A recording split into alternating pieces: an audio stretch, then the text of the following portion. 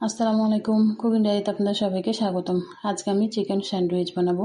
এজন্য আমি প্রথমে নিয়েছি 2টা সেদ্ধ ডিম।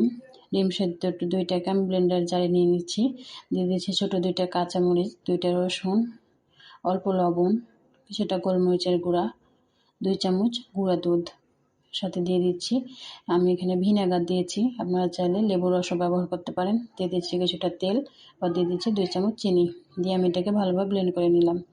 এটা ব্লেন্ড করা হয়ে গেছে। দেখতে পাচ্ছেন মেয়োনিজটা কত সুন্দর হয়েছে। এর সাথে আমি কিছুটা সস অ্যাড করে দিচ্ছি। দিয়ে আমি এটাকে ভালোভাবে মিশিয়ে নিচ্ছি। তো এভাবে মিশিয়ে নেওয়ার পরে আমি এটা সাইডে রেখে দিচ্ছি। আমি এখানে চিকেন নিয়েছি। চিকেনটাকে লবণ, আদা, রসুন বাটা দিয়ে ভালোভাবে সেদ্ধ করে ছুটিয়ে নিয়েছি। দিয়ে দিচ্ছি মেয়োনিজটা। চিকেনের সাথে মেয়োনিজ, গোলমরিচের গুঁড়া এবং কিছুটা সস দিয়ে এটাকে ভালোভাবে মেখে নিচ্ছি। অবশ্যই বাসায় একবার এভাবে চিকেন দিয়ে মেয়োনিজ দিয়ে স্যান্ডউইচ বানিয়ে খাবেন, খেতে কিন্তু দারুণ লাগে। তো আমি এখানে 2 পিস পাউরুটি নিয়েছি। আমি বেশ কিছুটি বানিয়েছি, এটা আপনাদের সাথে শেয়ার করেছি। তো আমি এখানে পাউরুটির লাল অংশটা কেটে নিয়েছি। একটা পাউরুটিতে ভালোভাবে আমি চিকেনগুলোকে মেয়োনিজের সাথে ম্যাশ করাটা লাগিয়ে নিচ্ছি। এরপরে উপর দিয়ে একটা পিস পাউরুটি দিয়ে চাকুর সাহায্যে কেটে নিচ্ছি।